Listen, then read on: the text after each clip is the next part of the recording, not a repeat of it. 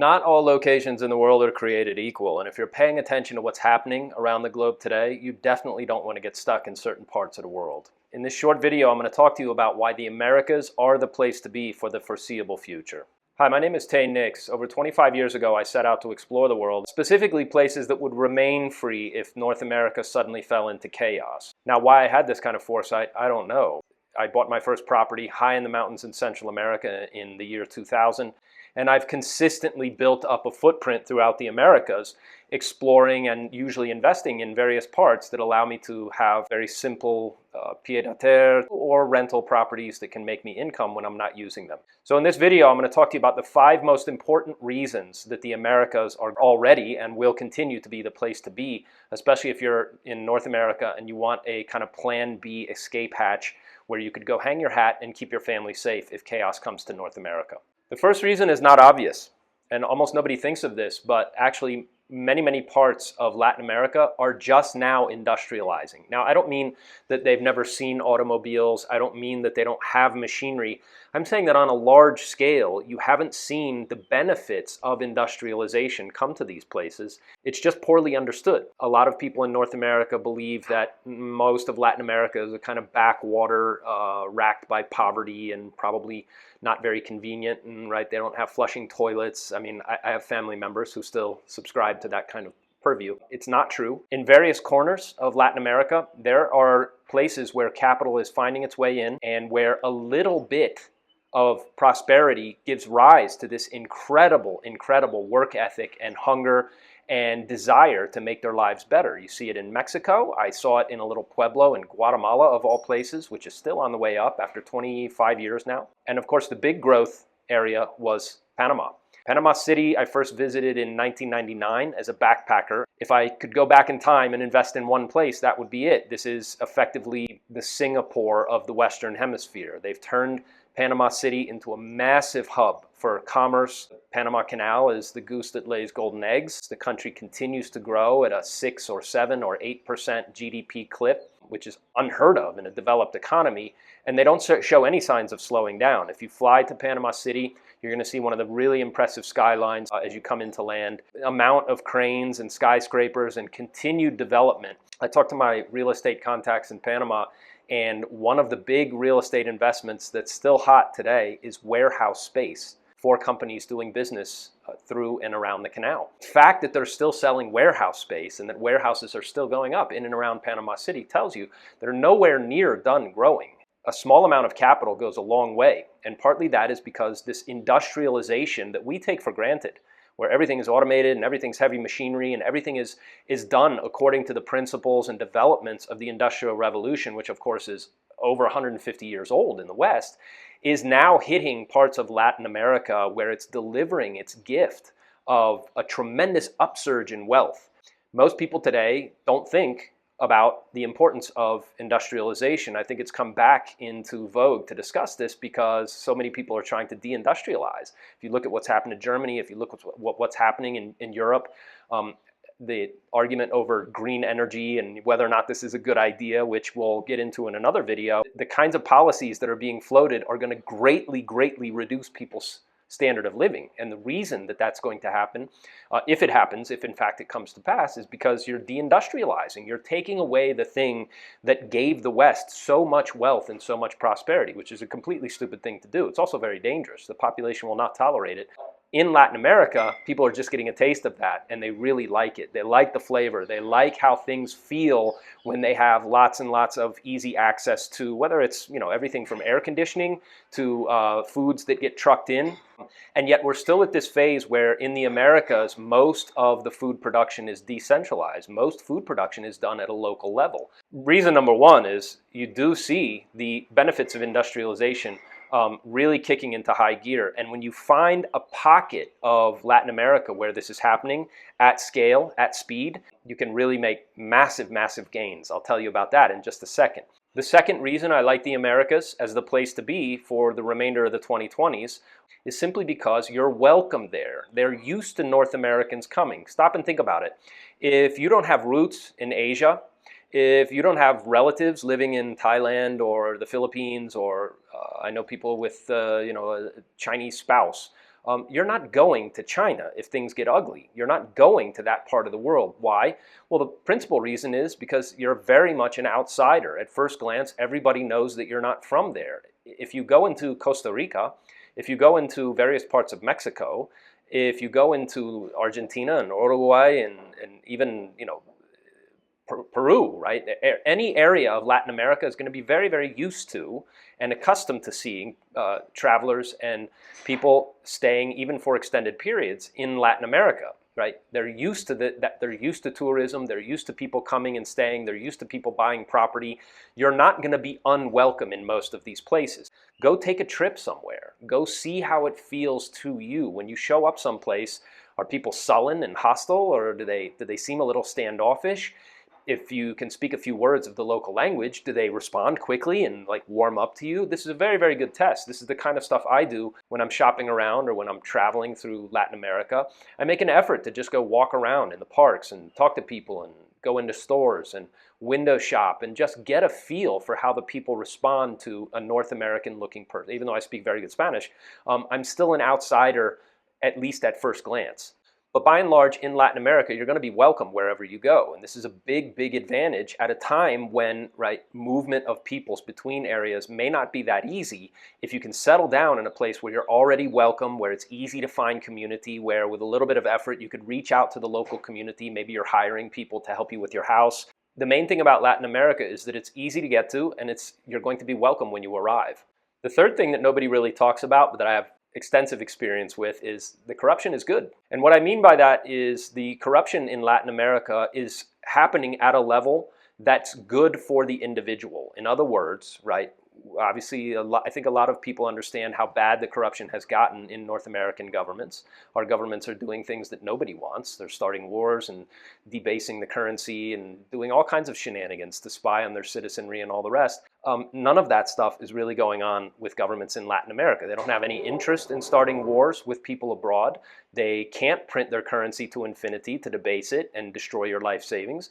And also, their ability to spy on their citizens is greatly limited. They don't have those kind of resources. They don't have that kind of inclination. Their societies aren't set up the way Europe and North America is, where the government is very draconian. The government is very heavy-handed. You will obey what we put into place as we pass laws and create policies. You look at the European Union and the way that they've adopted this digital ID bill, where you're going to be tracked and everything. It is, of course, the precursor to digital IDs and CBDCs. It's all coming. It's all well underway, and that trend is accelerating. It's probably coming to North America. I don't see how people are going to have enough backbone to opt out of it. None of that stuff is really taking place in Latin America. Will it eventually come? Probably, but you don't need to worry about it now, and that's the point. The goal here is to survive whatever chaos the world is going to be engulfed in, and the best place to do that is in a government that's very corrupt, very incompetent, and basically inept and can't enforce its will on the regular citizens who are just trying to get through their lives and live day to day. When I say corruption works, it's at a level that works for the individual. What I mean is, imagine bribing a cop in Virginia, right? You get pulled over and you offer a bribe to get out of a ticket. This kind of thing would almost certainly land you in jail, right? And they have body cameras that are recording you, and they would have evidence that you just tried to bribe a police officer, right? Which is definitely a no-no. In North America, that kind of thing is off limits. It's still considered very dangerous to try to bribe officials, certainly openly with small amounts, small bribes. But yet we know that the corruption at the highest level is astronomical. The sums of money that buy off politicians in places like Washington are truly staggering. I mean, it's an unbelievable amount of corruption that's going on in those places. And yet, even though this is going on, there's nothing you or I can do about it. We certainly can't stop it. We certainly don't benefit from it. The lobbying, and it's all legal. I mean, it's all done above the board, where lobbyists are allowed to influence policy by buying off politicians with so-called campaign contributions, et cetera, in order to get their agenda implemented when the politician takes office. This is how the system works in North America. It's not corruption that's very friendly to the common man or woman. In Latin America, it's the opposite. Yes, there's corruption at the highest level. Only a fool would believe otherwise. But you can also buy your way out of problems very, very easily. I talked in another video, you can pay an extra fee, let's call it, right, to go to the front of the line when you need to get paperwork done or when you need to deal with officialdom. I've been pulled over and had, let's say, interactions with Mexican police that required me to pay a small fee on the spot to avoid bigger trouble going downtown to the station and getting a ticket or whatever it was. And it's all very accepted. It's done with a wink and a nod and a smile and a have a nice day. And as long as you're not too obtuse about it, that kind of corruption can really work in your favor. I like it. I'm in favor of it. I think it's better for the common man to have access to that kind of corruption that really works in your favor. I once read a story about a famous bank robber in the United States who was asked why he robbed banks. He said, because that's where the money is. The fourth reason that the Americas are going to continue to be the place to be is that's where money from North America is going. It's really important to grasp the significance of this trend. People from North America are looking to buy property and build and grow community and invest in real estate and benefit from the nice weather or the perceived liberties, right? The nice kind of all the benefits that I've listed for you here and a lot more that I haven't covered in Central and South America, and your ability to get in ahead of that tidal wave of money as people continue to look south and to migrate into the southern portion of the Americas means that you can have massive gains. I'll give you just one example. I bought property on a lake in Central America. It's called Lake Atitlan. This was the year 2000 when I first purchased it. That property is now worth approximately 80 times what I paid. An investment that went in along the way. Obviously, it costs money to keep up a place, but I essentially had a place to live all that time for very little money. And now, when I sell it, I'll be looking at perhaps as much as an 8,000% gain. Now, there's no place in North America where you're going to buy property, live on a beautiful lake, almost like living in a national park, and enjoy all of that for 2.5 decades and then sell for an 8,000% profit at the end. Or if you are aware of that, where that can still happen, I would like to know. Please clue me in. But the point is, money is coming. The prices are going up. We purchased a property in Mexico in a very high traffic tourist area that's on the way up. Already this property is worth 30% more than I paid for it. We haven't even taken delivery of it. So this is happening. It's happening in the Riviera Maya, Cabo. It's happening now in Argentina, and capital flowing down into Argentina once again. Uruguay is always it's a sleepy, kind of safe area of the world. People like it. It's farmland. It's rolling hills. It's got good coastline and beaches. People love it, right? It's a very upscale kind of lifestyle in Punta and around Montevideo.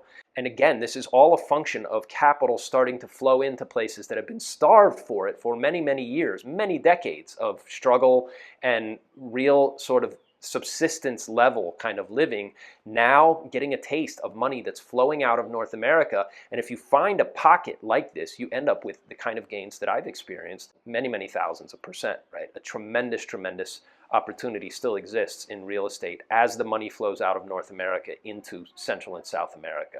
I created a community to help you identify these exact locations and the kind of opportunities that still exist, where you might look for this kind of opportunity, and how to invest in it, how to look for the right real estate possibility, how to contact real estate investors, how to contact real estate agents, what kinds of questions you should be asking, how to identify the trends that tell you that, right, a place is definitely on the way up, and that in 5 to 10 years, if you have a place that you can ride out trouble, well, that's very good for you and your family. And if you decide that you don't want to be there, but it's still growing quickly in the surrounding area, now you have a rental real estate income kind of investment stream that you can rely on, that's going to continue as more and more people continue to migrate out of North America, looking for safe harbor, looking for a safe haven from the chaos that's coming.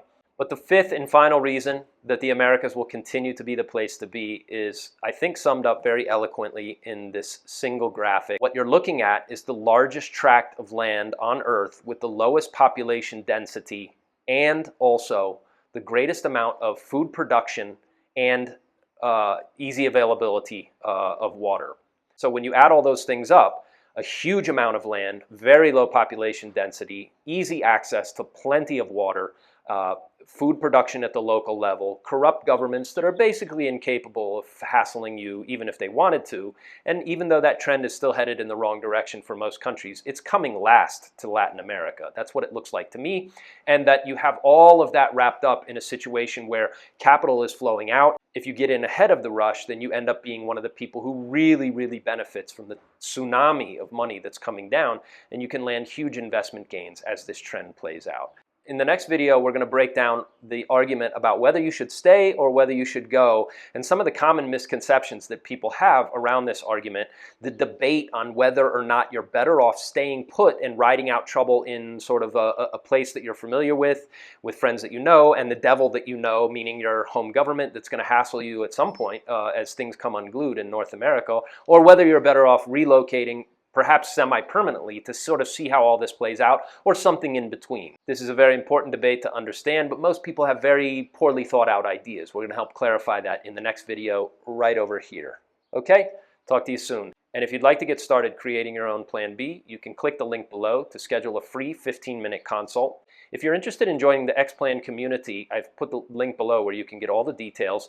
This is a group of insiders and adventurers, free-thinking people who like free markets and liberty and being left alone, who are organizing into groups that also know how to support each other across borders and across boundaries for the crazy time we're about to live through. Check that out, that's below. And also I put a free download below this video called the Bulletproof Plan B that talks to you about the 4 major things that you need to consider as you're creating your own Plan B for surviving the 2020s and coming out on the other side. Thanks very much. I'll talk to you in the next video. You can go right here to hear my thoughts about the argument between whether it's good to stay or whether you're better off to go. Thanks.